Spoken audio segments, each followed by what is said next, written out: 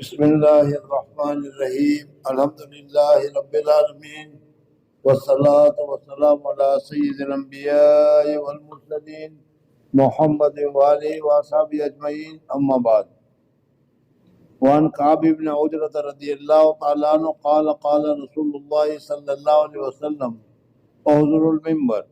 فحضرنا فلما ارتقى درجة قال آمین فلما ارتقى الدرجة الثانية قال آمین فلما ارتقى الدرجة الثالثة قال آمين فلما نزل قلنا يا رسول الله صلى الله عليه وسلم لقد سمعنا منك اليوم شيئا ما كنا نسمعه قال إن جبريل عرض لي فقال بعود من أدرك رمضان فلم يغفر له قلت آمين فلما رقيت ثانية قال بعود من ذكرت عنده فلم يصل عليك قلت آمين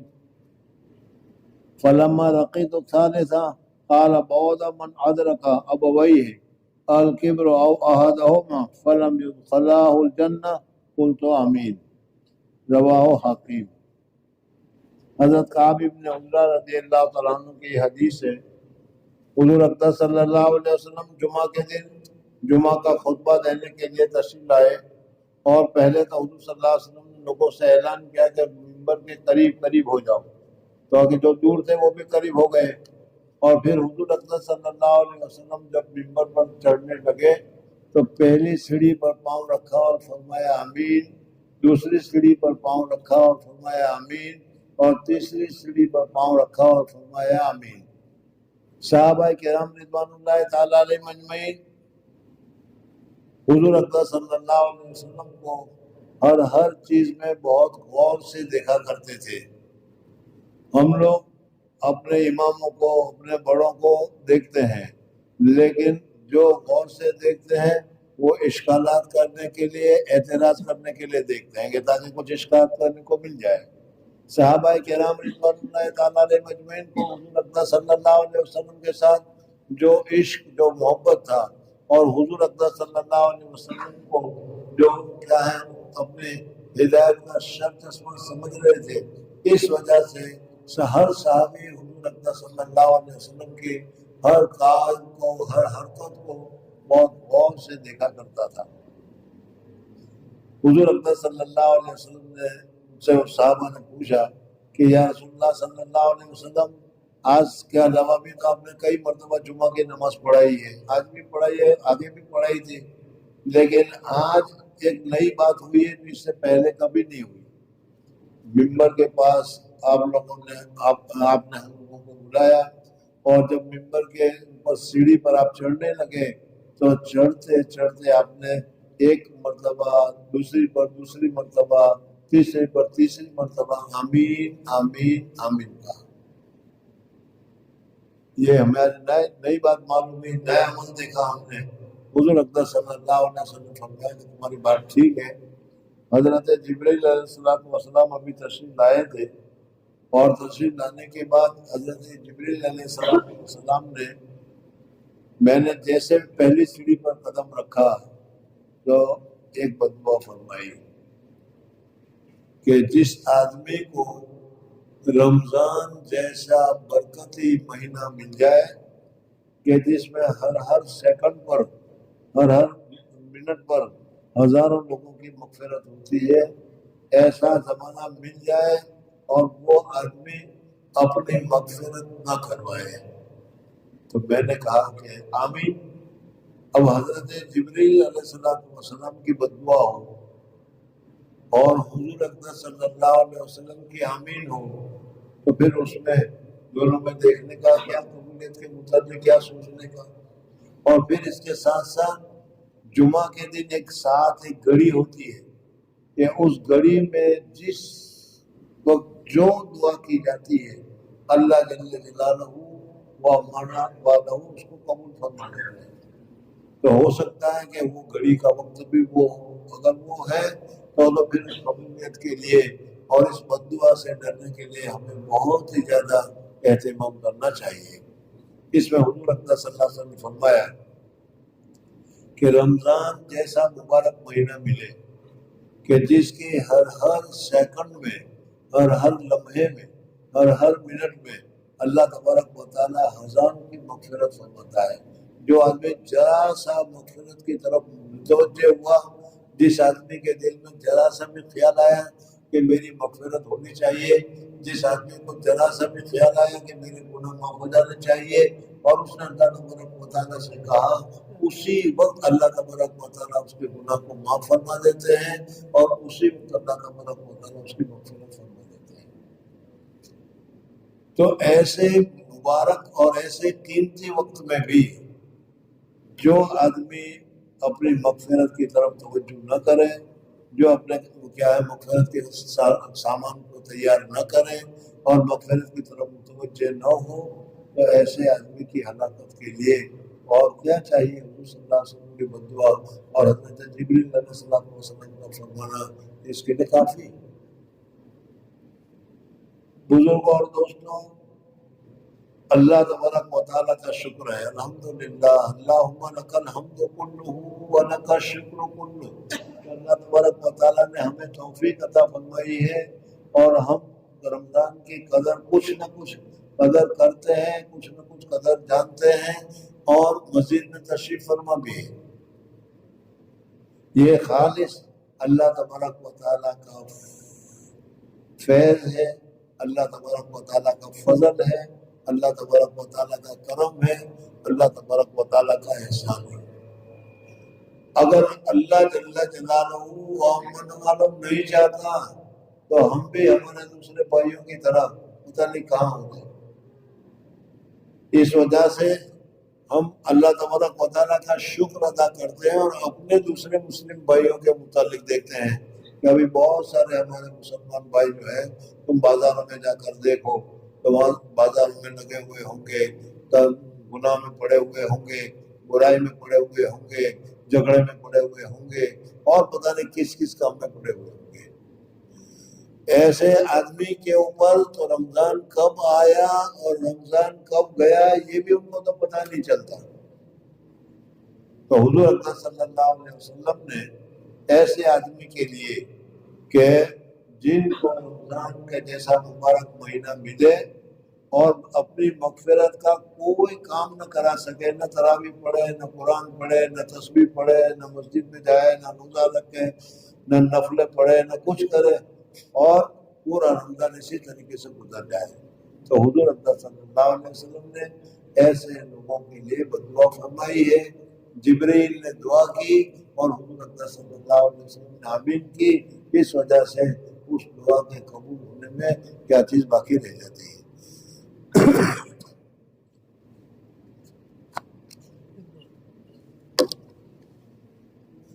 کعب ابن عجرہ رضی اللہ تعالیٰ عنہ کہتے ہیں کہ ایک مرتبہ نبی کریم صلی اللہ علیہ وسلم نے ارشاد فرمایا، ممبر کے قریب ہو جاؤ۔ ہم لوگ حاضر ہو گئے۔ جب حضور صلی اللہ علیہ وسلم نے ممبر کے پہلے درجے پر قدم مبارک رکھا تو فرمایا آمین، جب دوسرے پر قدم رکھا تو پھر فرمایا آمین، جب تیسرے پر قدم رکھا تو پھر فرمایا آمین۔ جب آپ خطبہ سے فارغ ہو کر نیچے اترے تو ہم نے عرض کیا کہ ہم نے آج آپ سے ممبر پر چڑھتے ہوئے ایسی بات سنی جو پہلے کبھی نہیں سنی تھی۔ آپ نے ارشاد فرمایا کہ اس وقت جبریل میرے سامنے آئے تھے، جب پہلے درجے پر میں نے قدم رکھا تو انہوں نے کہا کہ ہلاک ہو وہ شخص جس نے رمضان المبارک کا مہینہ پایا پھر بھی اس کی مغفرت نہ ہوئی۔ میں نے کہا آمین۔ پھر جب دوسرے درجے پر چڑھا تو انہوں نے کہا کہ ہلاک ہو جو وہ شخص جس کے سامنے آپ کا ذکر مبارک ہو اور وہ درود نہ بھیجے۔ میں نے کہا کہ آمین۔ جب میں تیسرے درجے پر چڑھا تو انہوں نے کہا کہ ہلاک ہو وہ شخص جس کے سامنے اس کے والدین یا ان میں سے کوئی ایک بڑھاپے کو پاوے اور وہ اس کو جنت میں داخل نہ کرائے۔ میں نے کہا کہ آمین۔ تین چیزیں اس میں حضور اکرم صلی اللہ علیہ وسلم نے بیان فرمائی اور تین چیزوں کے اوپر آمین کہا۔ اس حدیث میں حضرت جبرائیل نے تین بددعائیں دی، حضور اکرم صلی اللہ علیہ وسلم نے اس تینوں پر آمین فرمائی۔ اول تو حضرت جبرائیل علیہ السلام جیسے مقرب فرشتے کی بددعا ہی کیا کم تھی، اور پھر حضور اکرم صلی اللہ علیہ وسلم کی آمین نے تو جتنی سخت بد دعا بنا دی وہ ظاہر ہے۔ اللہ جل جلالہ بھی اپنے فضل و کرم سے حضور اکرم صلی اللہ علیہ وسلم کی ایسی بد دعا سے ہماری حفاظت فرمائے۔ بزرگ اور دوستوں کا رمضان آیا اور رمضان کی طرف ہم نے توجہ نہیں کی، رمضان کی مغفرت کی طرف ہم نے دھیان نہیں دیا، تو پھر حضور اکرم صلی اللہ علیہ وسلم کی یہ بد دعا ہمارے شامل حال ہو جائے گی۔ اس وجہ سے ہمیں ہر ایک آدمی کو، مرد ہو تو مرد، عورت ہو تو عورت، ان کو جب رمضان کا موقع ملا ہے تو پھر اس صورت میں رمضان کی جو کام کرنے کی چیزیں ہیں، روزہ رکھنا ہے، قرآن پاک کی تلاوت کرنا ہے، نماز پڑھنا ہے، دعا کرنا ہے وغیرہ، ان چیزوں کی طرف، تراویح پڑھنا ہے، روزہ رکھنا ہے، ان چیزوں کی طرف ہمیں توجہ کرنی چاہیے، اور یہ عبادت اور یہ کام ہم کو ضرور کرنا چاہیے، اور اللہ تبارک و تعالیٰ سے اپنی مغفرت مانگنی چاہیے، اور اللہ تبارک و تعالیٰ بہت مغفرت عطا فرماتے ہیں۔ تو یہ بد دعا اس آدمی کو ہوگی کہ رمضان ملے اور تراویح نہ پڑھے، رمضان ملے نماز نہ پڑھے، رمضان ملے اللہ سے مغفرت توبہ نہ کرے، رمضان ملے روزہ نہ رکھے، رمضان ملے تراویح نہ پڑھے، اور ویسے ہی رمضان گزر جائے جیسے اور دوسرے ہفتوں پر گزر جاتا ہے۔ تو ایسے آدمی کے لیے حضور اکرم صلی اللہ علیہ وسلم کی بد دعا ہے۔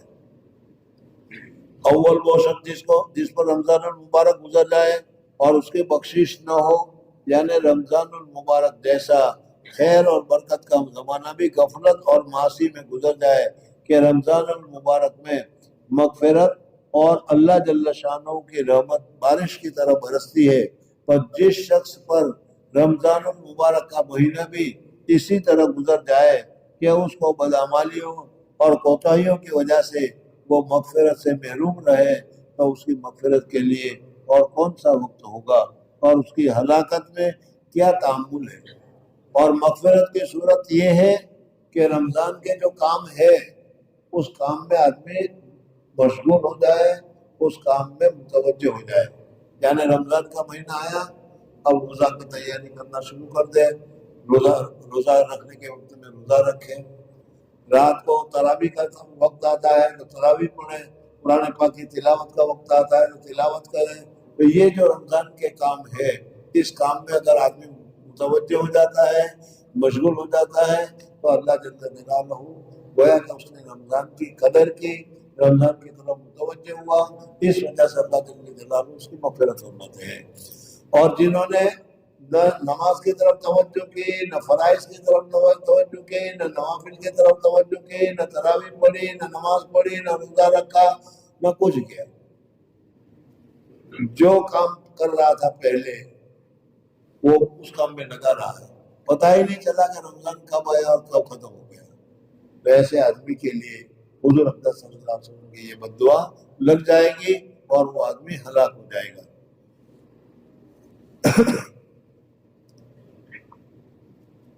جس شخص پر رمضان المبارک کا مہینہ بھی اسی طرح گزر جائے کہ اس کے بدعمالیوں اور کوتاہیوں کی وجہ سے وہ مغفرت سے محروم رہے، تو اس کی مغفرت کے لیے اور کون سا وقت ہوگا اور اس کی ہلاکت میں کیا تعامل ہے۔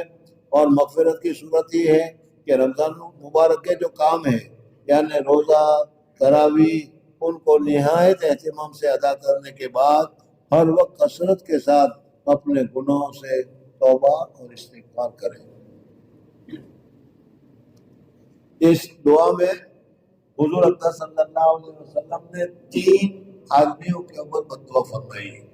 ایک تو اب یہی کہ رمضان کا مہینہ ملے اور رمضان کی مغفرت اس کو حاصل نہ ہو، اور دوسرا حضور اکرم صلی اللہ علیہ وسلم نے حضور اکرم صلی اللہ علیہ وسلم کا نام مبارک سن کر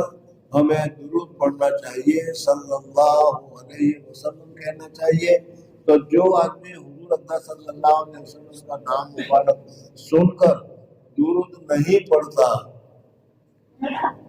یہ مسئلہ آپ حضرات کو اچھی طرح معلوم ہے کہ جب بھی حضور اکرم صلی اللہ علیہ وسلم کا اسم گرامی نام مبارک آئے تو اس وقت ہمیں ہر وقت درود پڑھنا چاہیے، صلی اللہ علیہ وسلم. یہ چھوٹا سا مختصر سا درود ہے، یہ پڑھے، یا ان کے علاوہ بڑا درود ہے اللہم صلی علی محمد وعلی آل سیدنا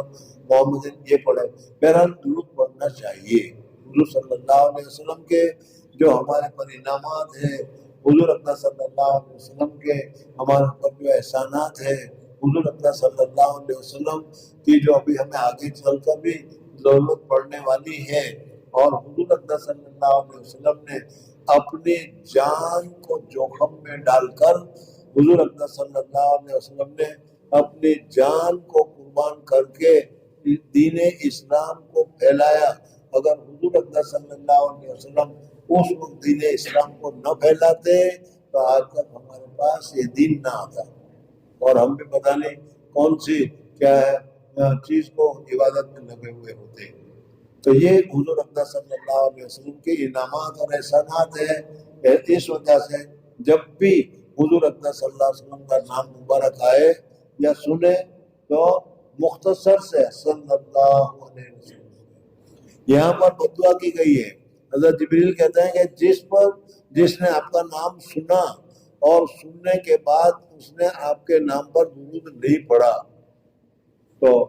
ایسے آدمی کے لیے ہلاکت ہے. حضور اکرم صلی اللہ علیہ وسلم پر درود شریف پڑھتے رہنا چاہیے مستقلاً. یہ جمعہ کی تعلیم میں آپ کے پاس آتا ہے، ابھی یہ سن لو. اس حدیث میں حضور اکرم صلی اللہ علیہ وسلم نے 3 بددعائیں کی ہیں، اور حضور اکرم صلی اللہ علیہ وسلم نے تینوں پر آمین فرمائی. اور اول تو حضرت جبریل جیسے مقرب فرشتے کی بددعائیں کیا کم تھی، اور پھر حضور اکرم صلی اللہ علیہ وسلم کی آمین نے تو جتنی سخت بددعا بنا دی وہ ظاہر ہے.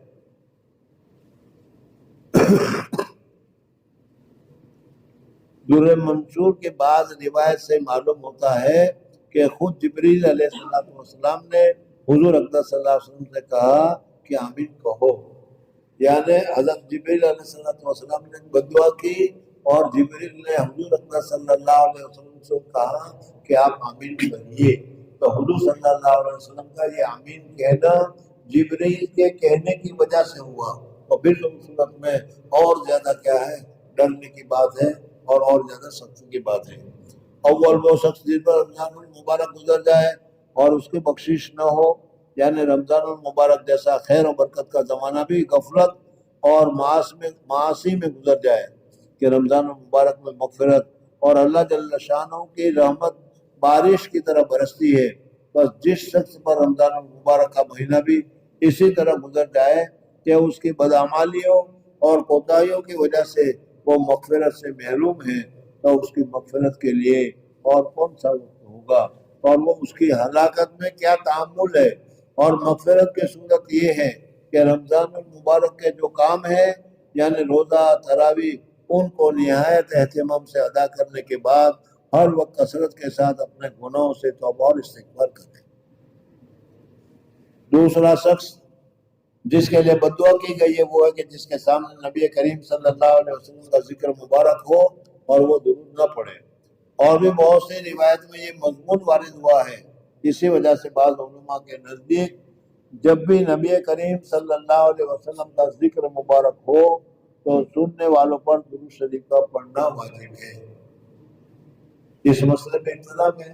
کہ ایک مرتبہ مثلا ابھی مجلس ہے اور اس مجلس میں حضور صلی اللہ علیہ وسلم کا نام مبارک آ رہا ہے،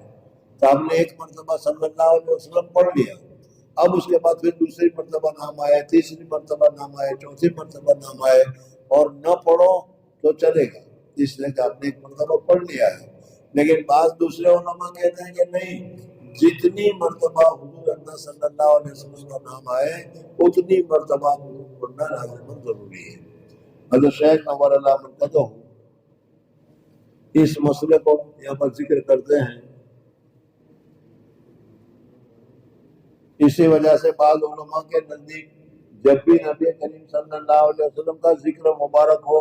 تو سننے والوں پر درود شریف کا پڑھنا واجب ہے. حدیث بالا کے علاوہ اور بھی بہت ساری وعیدیں اس شخص کے بارے میں وارد ہوئی ہے جس کے سامنے حضور اکرم صلی اللہ علیہ وسلم کا تذکرہ ہو اور وہ درود نہ بھیجے. جس کے سامنے حضور صلی اللہ علیہ وسلم کا تذکرہ ہو اور وہ درود نہ بھیجے، ایک حدیث میں سب سے بڑا بخیل اس کو کہا گیا۔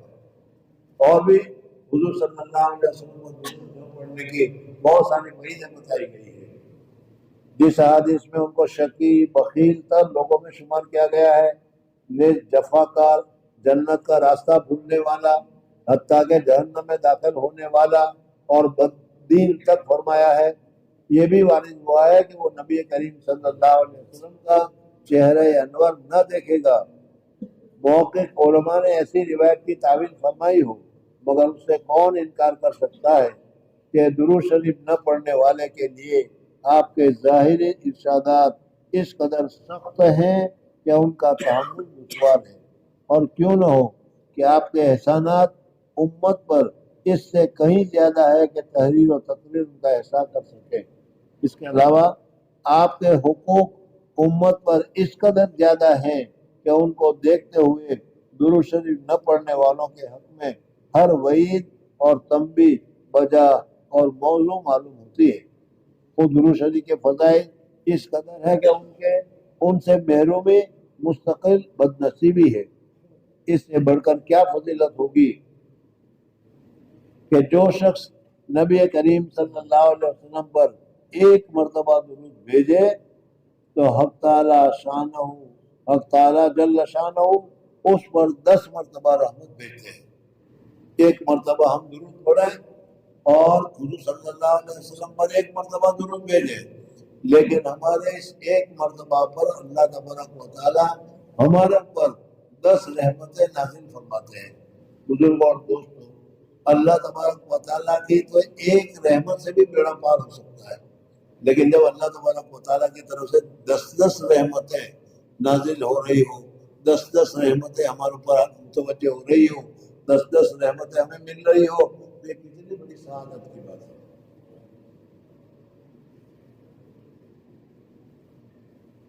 نبی کریم صلی اللہ علیہ وسلم پر ایک مرتبہ درود بھیجے، حق تعالیٰ جل شانہ اس پر 10 مرتبہ رحمت بھیجتے ہیں۔ نیز ملائکہ کا اس کے لیے دعا کرنا، ہم جب حضور صلی اللہ علیہ وسلم پر درود بھیجتے ہیں تو فرشتے بھی ہمارے لیے دعا کرتے ہیں، اور گناہوں کا معاف ہونا اور درجات کا بلند ہونا اور پہاڑ کے برابر ثواب کا ملنا، شفاعت کا اس کے لیے واجب ہو جانا وغیرہ وغیرہ، وہ امور مزید بڑھا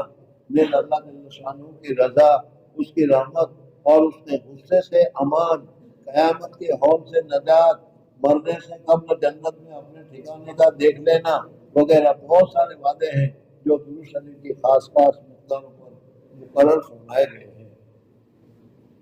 ان سب کے علاوہ درود شریف سے تنگی معیشت، روزی کی تنگی اور فقر دور ہوتا ہے۔ اللہ اور اس کے رسول کے دربار میں تقرب نصیب ہوتا ہے، دشمنوں پر مدد نصیب ہوتی ہے، اور قلب سے نفاق اور ظن کی صفائی ہوتی ہے، لوگوں کو اس سے محبت ہوتی ہے، اور بہت ہی بشارتیں ہیں جو درود شریف کی کثرت پر احادیث میں وارد ہوئی ہے۔ فقہاء نے ان کی تصریح ہے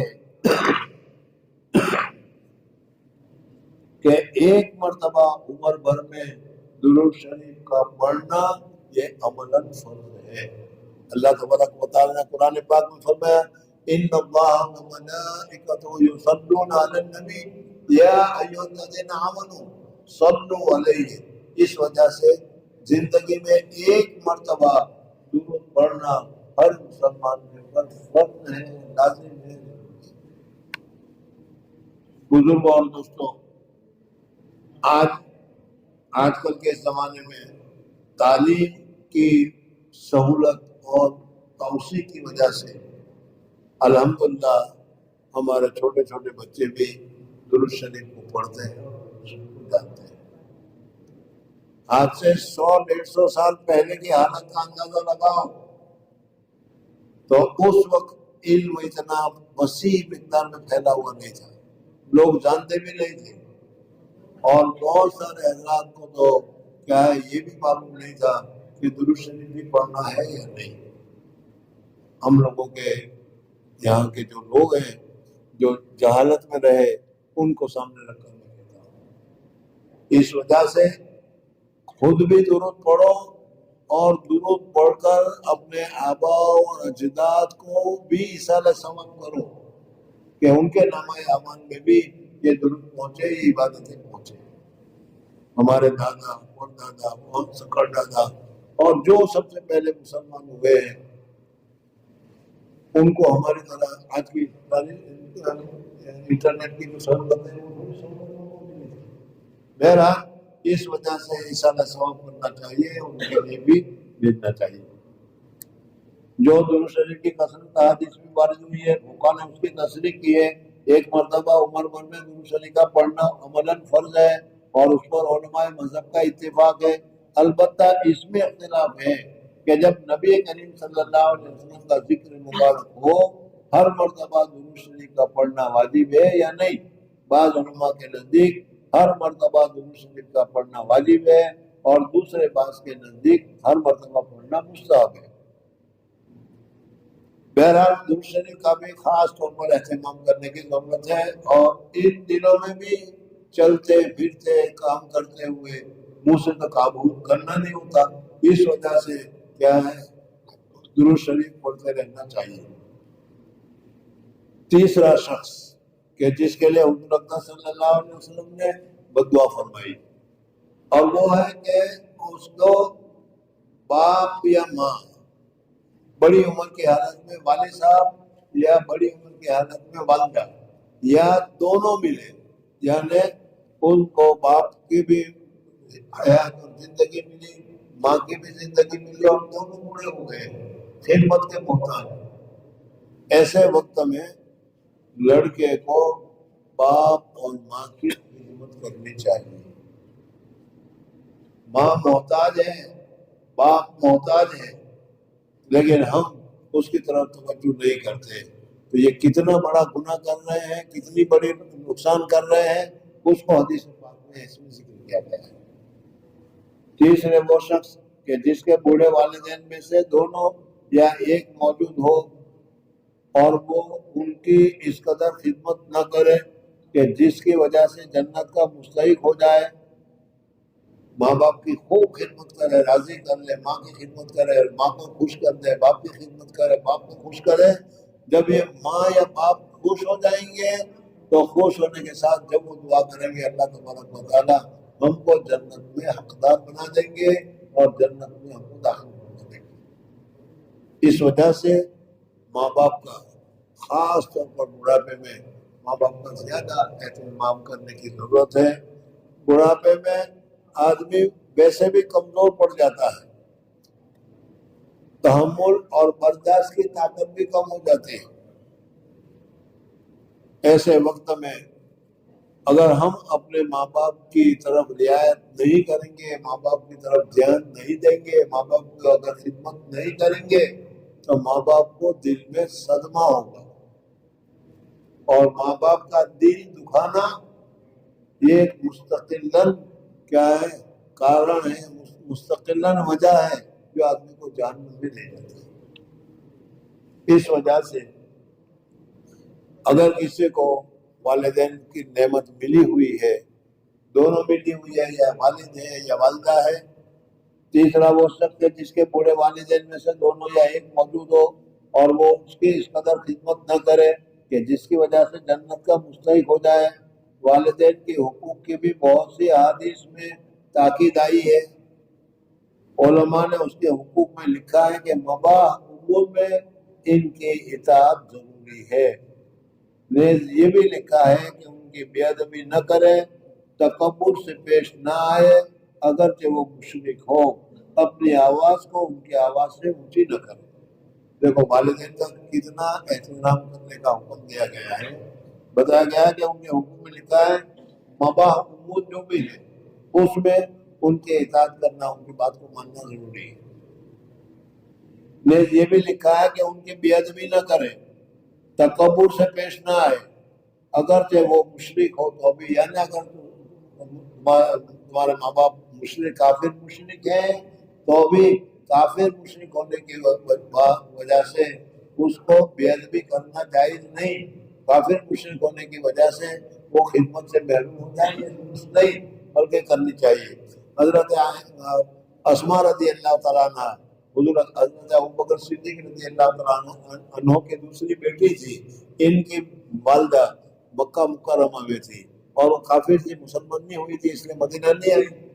جب ایک مرتبہ وہ مدینہ آئی تو حضور اکرم صلی اللہ علیہ وسلم سے انہوں نے پوچھا کہ یا رسول اللہ صلی اللہ علیہ وسلم میری والدہ ہے، حضرت ابوبکر کی بیوی تھی، میری والدہ ہے لیکن غیر مسلم ہے، تو میں اس کی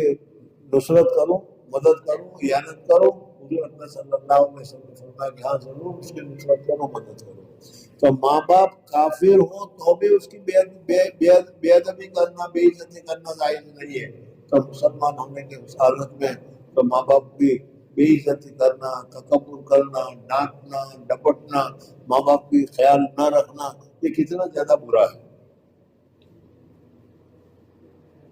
اپنی آواز کو ان کی آواز سے اونچی نہ کرے، اس کا نام لے کر نہ پکارے، یہ بھی بے ادبی کی بات ہے کہ جو نام ہے اس کا، ابا جان کا یا اماں کا، اس کو اس نام سے نہ پکارے، ان کے والدہ کہہ کر، والد کہہ کر پکارے۔ کسی کام میں ان سے پیش قدمی نہ کرے، امر بالمعروف اور نہیں انل منکر سے بھی نرمی کرے، اگر قبول نہ کرے تو سلوک کرتا رہے اور ہدایت کی دعا کرتا رہے، غرض ہر بات میں ان کا بہت احترام ملحوظ رکھے۔ ایک روایت میں آیا ہے کہ جنت کے دروازوں میں سے بہترین دروازہ باپ ہے، تیرا جی چاہے اس کو حفاظت کر یا اس کو ضائع کر دے۔ ایک صحابی نے حضور صلی اللہ علیہ وسلم سے دریافت کیا کہ والدین کا کیا حق ہے؟ آپ صلی اللہ علیہ وسلم نے فرمایا کہ وہ تیری جنت ہے یا جہنم، یعنی ان کی رضا جنت ہے اور ناراضگی جہنم ہے۔ ایک حدیث میں آیا ہے کہ مطیع فرما بردار بیٹے کی محبت اور شفقت سے ایک نگاہ والد کی طرف ایک مقبول حج کا ثواب رکھتی ہے۔ اگر کوئی بیٹا اپنے باپ کی طرف شفقت سے، محبت سے نظر اٹھا کر دیکھتا ہے تو اس نظر باپ کی طرف شفقت سے، محبت سے نظر اٹھا کر دیکھنے میں اللہ جل جلالہ و من والہ ایک حج کا ثواب عطا فرماتے ہیں۔ کتنی زیادہ اللہ تبارک و تعالیٰ کی طرف سے مدد ہے۔ ایک حدیث میں ارشاد ہے کہ شرک کے سوا تمام گناہوں کو جس قدر دل چاہے اللہ معاف فرما دیتے ہیں، مگر والدین کی نافرمانی کا مرنے سے قبل دنیا میں بھی وبال پہنچاتے ہیں۔ یہ ہمیشہ یاد رکھنا کہ ہم جو گناہ کرتے ہیں یا ہم سے جو گناہ ہو گئے اور اس کی ہم نے معافی نہیں مانگی تو اس گناہ کی سزا تو قیامت میں حساب کتاب کے بعد جہنم میں ملے گی۔ لیکن اگر ماں باپ کی عزت نہیں کی، ماں باپ کا احترام نہیں کیا، ماں باپ کے ساتھ اچھا سلوک نہیں کیا تو حضرت شیخ نور اللہ مرتضی فرماتے ہیں کہ دنیا میں مرنے سے پہلے تم کو یہیں پر اس کا سزا بھگتنی ہوگی اور کیا ہے اٹھانا ہوگا۔ دو تین ایک دم قصے ویسے بھی ذہن میں یاد آ گئے، اور آج کل تو واٹس ایپ کا زمانہ ہے، واٹس ایپ پر بھی بہت ساری اس قسم کی چیزیں آیا کرتی ہیں۔ ایک آدمی تھا، وہ اپنے باپ کو جو بوڑھا تھا زبردستی کر رہا ہے، زبردستی کر کے اس کو گھر سے لے جا کر ندی کے پاس یا تالاب کے پاس یا نہر کے پاس لے گیا، اور نہر کے پاس لے جا کر اس کو اس میں دھکا لگا کر اس کو مار ڈالنے کی کوشش کر رہا تھا۔ کوئی دوسرا آدمی تھا، اس نے دیکھا تو کہا کہ یہ جو ابھی باپ ہے، یہ باپ جب لڑکا تھا اور اس کا باپ بوڑھا تھا تو اس وقت یہ اپنے باپ کو لے کر گیا تھا، اس طریقے سے اس کو دبانے کی کوشش کر رہا تھا۔ تیسرے کو جو دیکھا تو اس وقت اس نے کہا کہ یہ اس طریقے سے، تو یہ بھائی اس طریقے سے حدیث میں تو صاف فرمایا گیا ہے کہ مرنے سے پہلے اللہ تبارک و تعالیٰ والدین کی جو تکلیف ہوتی ہے، والدین کو جو تکلیف ہوتی ہے، ماں کو جو تکلیف ہوتی ہے، باپ کو جو تکلیف ہوتی ہے، وہ بتا نہیں سکتی، بولتی نہیں، اور ہم شفقت کے مارے والدین کی طرف اس کی توجہ نہیں دیکھتے کہ کتنی تکلیف ہوئی، اس کو کتنی مصیبت ہوگی۔ اس وجہ سے والدین کے احترام اور والدین کا خیال رکھنا چاہیے۔ حضور اکرم صلی اللہ علیہ وسلم نے، ایک صحابی نے حضور اکرم صلی اللہ علیہ وسلم سے دریافت کیا کہ والدین کا کیا حق ہے، تو آپ نے فرمایا کہ تیری جنت ہے یا جہنم۔ مطیع یعنی فرمانبردار بیٹے کی محبت اور شفقت سے ایک نگاہ والد کی طرف ایک مقبول حج کا سبب رکھتی ہے۔ ایک حدیث میں ارشاد ہے کہ شرک کے سوا تمام گناہوں کو جس قدر دل چاہے اللہ معاف فرما دیتے ہیں، مگر والد کی نافرمانی کا گناہ مرنے سے قبل دنیا میں بھی وبال پہنچاتے ہیں۔ ایک صحابی نے عرض کیا، میں جہاد میں جانے کا ارادہ کرتا ہوں۔ حضور اکرم صلی اللہ علیہ وسلم نے فرمایا، تیری ماں بھی زندہ ہے؟ انہوں نے عرض کیا کہ ہاں۔ حضور نے فرمایا کہ ان کی خدمت کر کہ ان کے قدموں کے نیچے تیرے لیے جنت ہے۔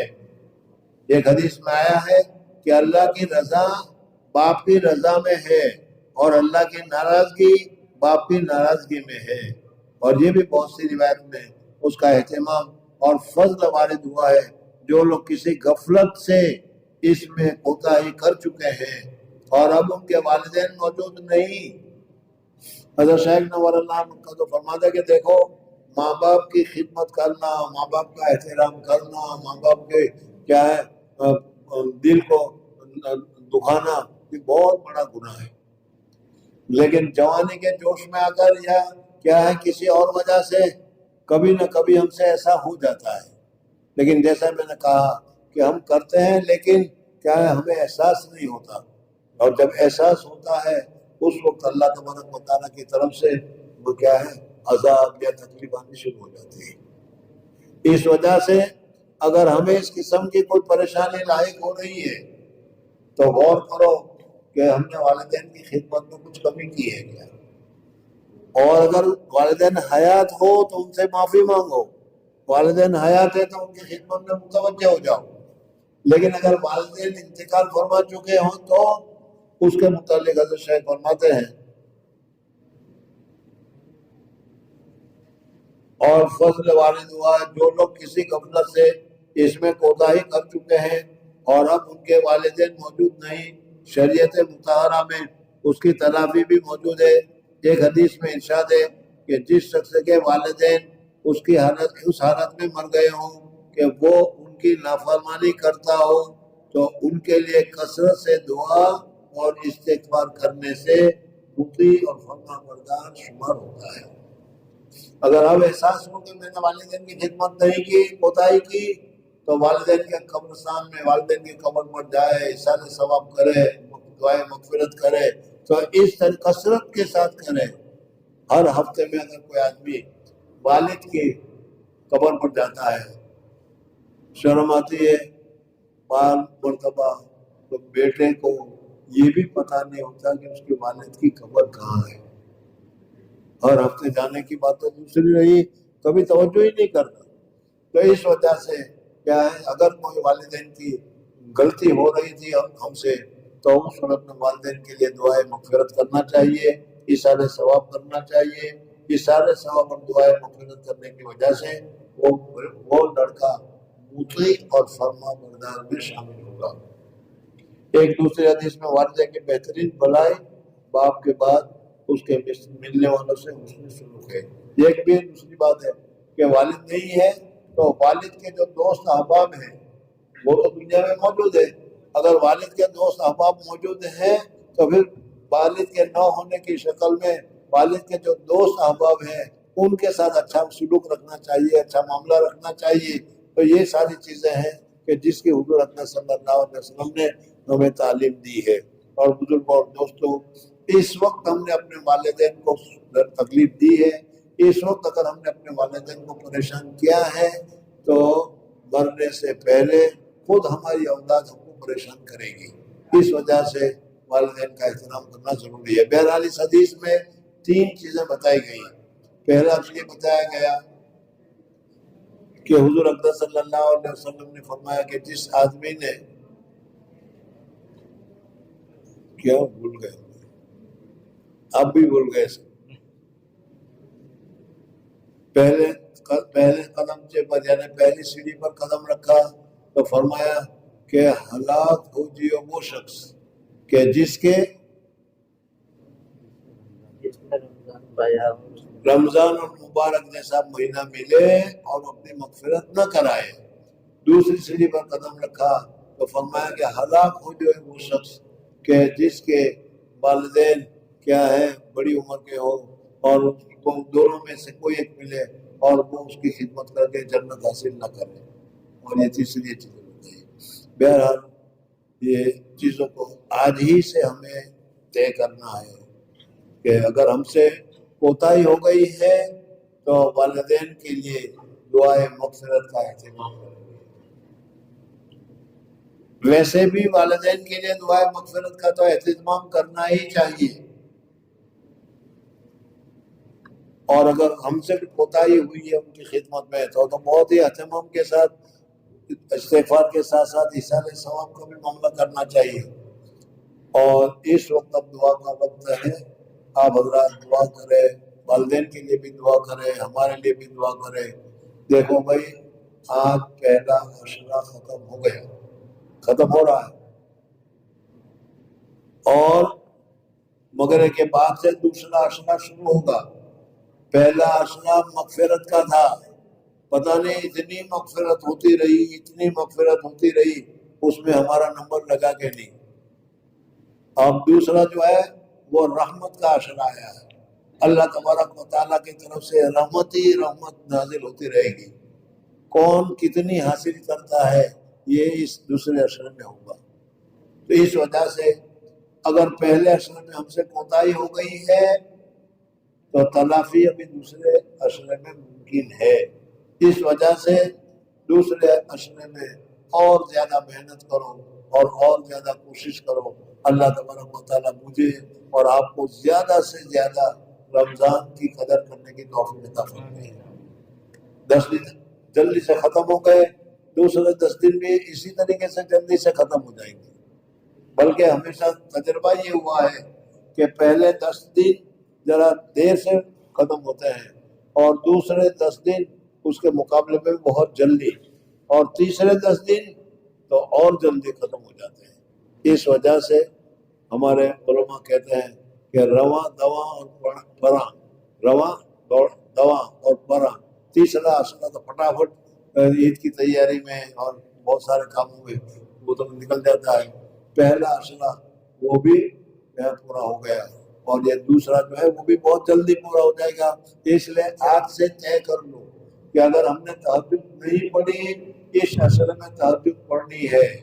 آج سے طے کر لو کہ قرآن نہیں پڑھا،